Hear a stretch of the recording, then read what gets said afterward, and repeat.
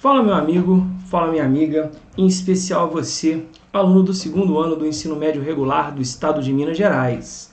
Eu, professor Matheus, professor de História, mais uma vez estou aqui com vocês nessa nossa maratona árdua que a gente vem vencendo. Repara, galera, que já chegamos à quarta semana do volume 5 do Plano de Ensino Tutorado, o famoso PET, que foi disponibilizado para você pela Secretaria de Educação do Estado de Minas Gerais. Repara, meus guerreiros, meus sobreviventes, meus grandes The Walking Dead da vida real, vencemos mais uma etapa. E o tema de hoje é um tema muito bacana. É um tema onde você mistura história e geografia, quando a gente vai falar sobre Guerra Fria. Tudo bem? Você deve estar pensando no sorriso maroto, uma Guerra Fria dentro do meu peito, não importa o jeito, para a gente viver em paz. Mas galera, falando sério, a gente vai falar de um assunto muito importante. Só que antes, olha para cima aí, ó. Você tá vendo aí, ó, a questão do escola online. Para a maioria que está aqui comigo já conhece, mas para quem está chegando agora, quem não conhece, vem comigo, galera. O projeto Escola Online, onde eu faço parte com a disciplina História Online e várias outras disciplinas, você vai encontrar em várias mídias sociais, como é o caso do Facebook, como é o caso do Twitter. Agora no Instagram tá ficando muito legal, porque você coloca dicas, quiz, o cronograma do PET. Você consegue, através do nosso Instagram, saber exatamente, de acordo com a sua turma, o dia e o horário que serão postadas as aulas que você precisa assistir. E aí você também vai ter aqui no YouTube, no nosso canal, onde vocês nos ajudam cada vez mais a fazer um canal melhor. Você vai encontrar as aulas, não só aulas de resolução do PET, mas aulas de várias disciplinas. Então você que está aqui no YouTube, que ainda não se inscreveu, vai lá, se inscreve, dá um like, ativa as notificações, porque, repito, fazendo um canal melhor, a gente se completa. Beleza, galera? Mas antes da gente falar da Guerra Fria, o que é comum a gente fazer? Bora lá rodar a nossa vinhetinha? Roda a vinheta!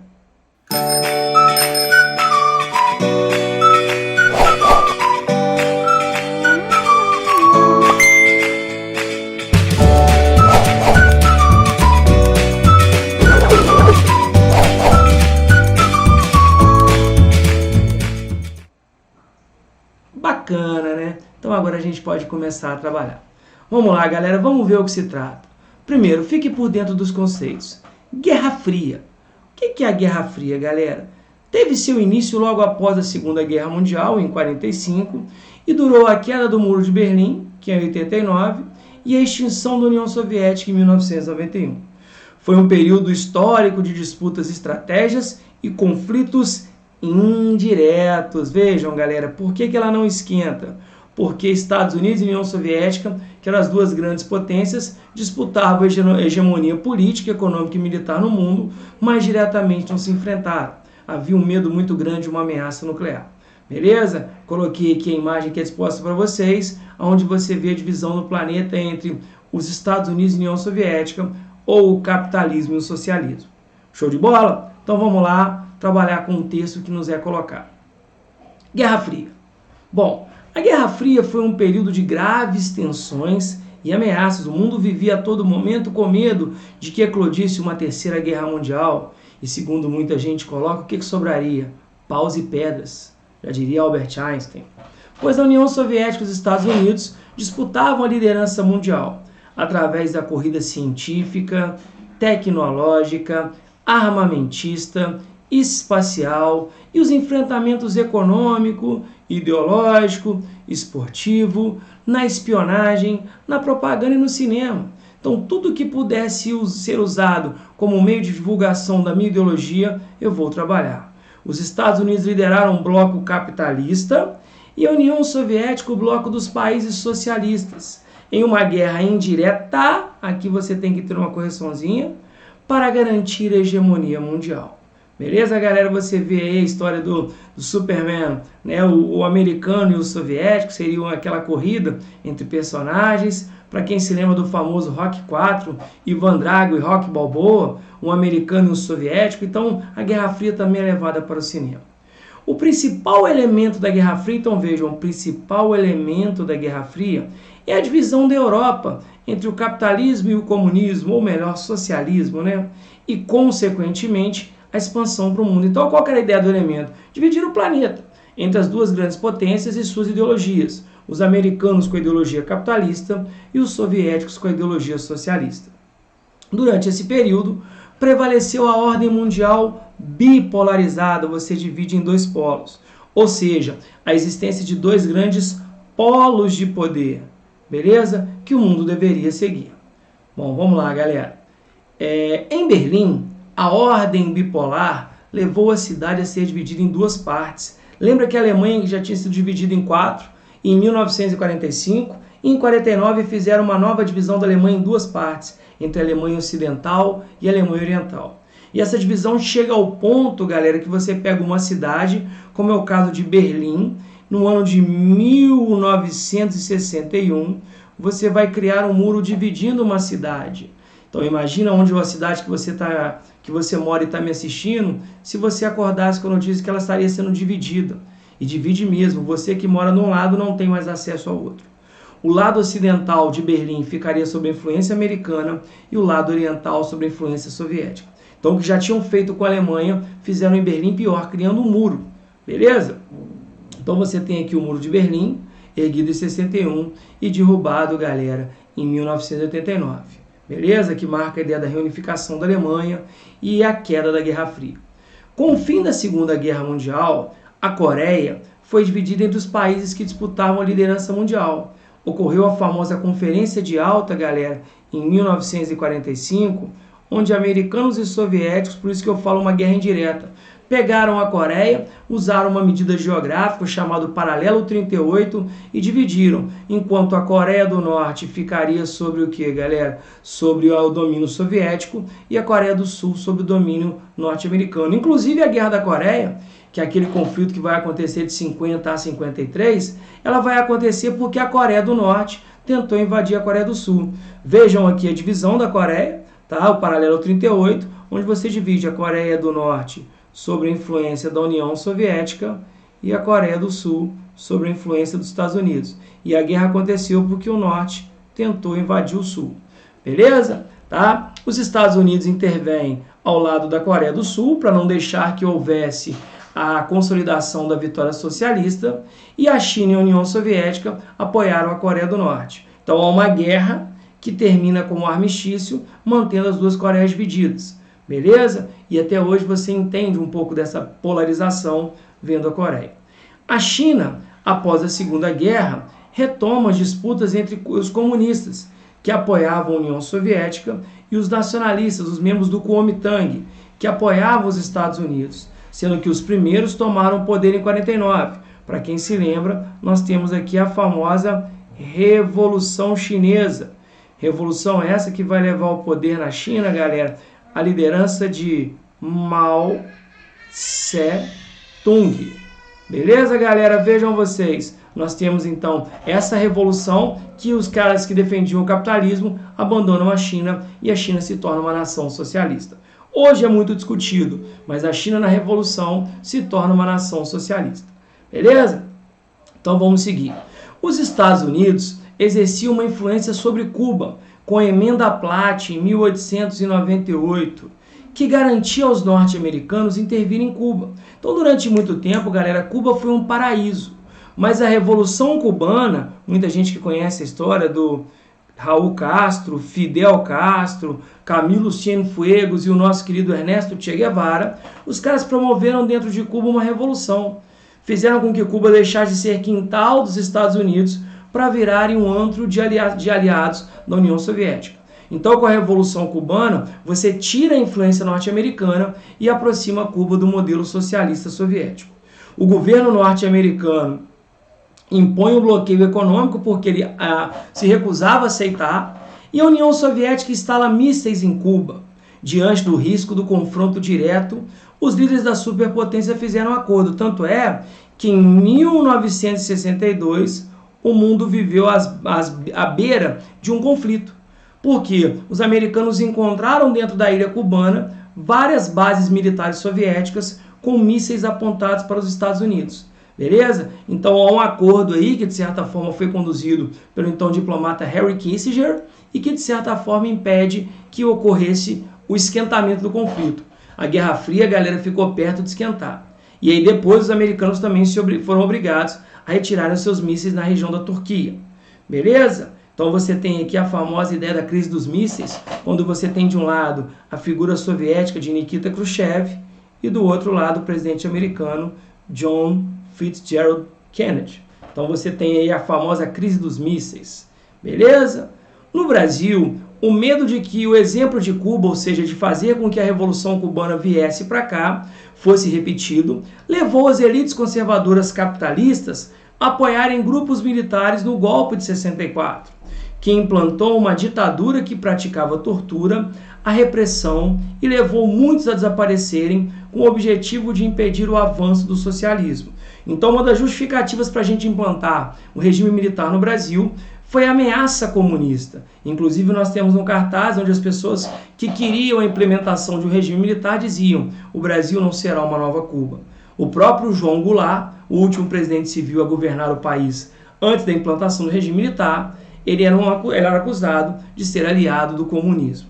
Beleza, muito mais uma propaganda do que uma realidade. Ok? Então segue o barco aqui. Os brasileiros não tinham acesso à moradia, educação, saúde, além de conviver com a miséria e as revoltas. No entanto, alguns começaram a defender as ideias socialistas. Vocês vão lembrar da criação do PCB, Partido Comunista Brasileiro, a própria ANL, lembra? Grupo formado por Luiz Carlos Prestes. Então havia um grupo simpático às ideias socialistas para tentar combater as desigualdades sociais. Só que é importante ressaltar que não havia um risco iminente do comunismo no Brasil. Era muito pouco provável que acontecesse aqui uma nova revolução. Mas o medo, o receio das elites de que isso acontecesse, levou o país a viver um regime de ditadura. Lembra quando você vai ter de 1964 a 1985 a implementação de militares no poder, que retirou a liberdade democrática para impedir a participação popular e negar o acesso à condição de vida digna. Beleza? A Guerra Fria durou 4 décadas, apesar de ter apenas confrontos indiretos. Ela teve seu fim com a queda do Muro de Berlim, como a gente viu que vai acontecer em 1989, beleza? E a reunificação da Alemanha e o fim da União Soviética, quando você tem a criação da Comunidade dos Estados Independentes em 1991. E é muito comum a gente se perguntar, mas, professor, na briga entre capitalismo e socialismo, quem venceu? Dá uma olhada ao seu redor. Qual regime que se encontra com mais força hoje? Capitalismo ou socialismo? Beleza? Então você tem a derrubada do Muro de Berlim como símbolo do fim da Guerra Fria. Tá? Mas a gente tem muito para falar, mas vamos ver o que o PET está pedindo para a gente aqui. Bora lá, galera. Explique o que foi a Guerra Fria. Eu sempre falo isso com os meninos. Quando eu começo a explicar a Guerra Fria, eu faço a pergunta: por que Guerra Fria? Galera, a gente costuma dizer que Guerra Fria é o nome de um conflito indireto, porque como a gente viu, não há um confronto direto entre as duas superpotências, e eu costumo dizer que é um conflito ideológico, porque você vai contrapor a ideologia capitalista defendida pelos Estados Unidos com a ideologia socialista defendida pela União Soviética. Também falo que foi um conflito geopolítico, porque você divide, como fizeram com a Coreia, dividiram a Coreia do Norte, Coreia do Sul, Vietnã do Norte, Vietnã do Sul, Alemanha Ocidental, Alemanha Oriental. Então isso era muito comum, tá? Então é um conflito geopolítico também. Em conflito militar, sim. Mas, professor, não é um confronto direto, mas indiretamente em vários pontos do planeta, na África, na Ásia, americanos e soviéticos se enfrentavam.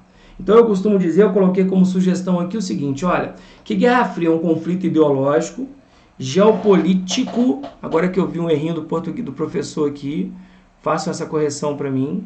Geopolítico, militar, envolvendo as duas superpotências, Estados Unidos e União Soviética. Diante dessa disputa envolvendo essas duas superpotências, que se inicia após a Segunda Guerra Mundial, aí ocorre uma corrida científica, como o texto coloca, cada um tentando colocar mais tecnologia, tecnológica, armamentícia, inclusive espacial. Muita gente lembra que na corrida pelo espaço, os soviéticos são os primeiros a colocarem um satélite, são os primeiros a colocar um ser vivo, a cadela laica, depois são os primeiros a colocarem um astronauta, tanto é que na Rússia eles chamam de cosmonauta, enquanto os americanos se orgulham de terem sido os primeiros a pisarem na Lua, com Neil Armstrong. mas você vai perceber o seguinte, e também havia um enfrentamento econômico, ideológico, esportivo, na espionagem, lembra? Da CIA versus KGB, na propaganda e no cinema, gerando uma ordem bipolar, uma insegurança que ameaçava o planeta inteiro.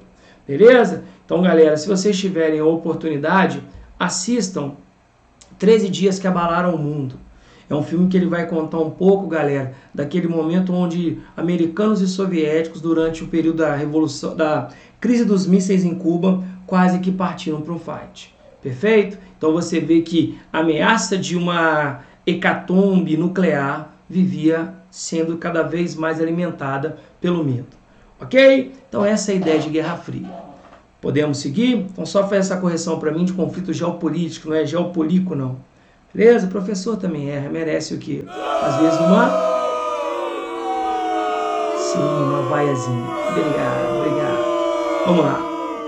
2, galera. Qual o principal elemento dessa guerra? Gente, o principal elemento dessa guerra, como o texto coloca, é a ideia de você realmente mostrar quem é mais forte.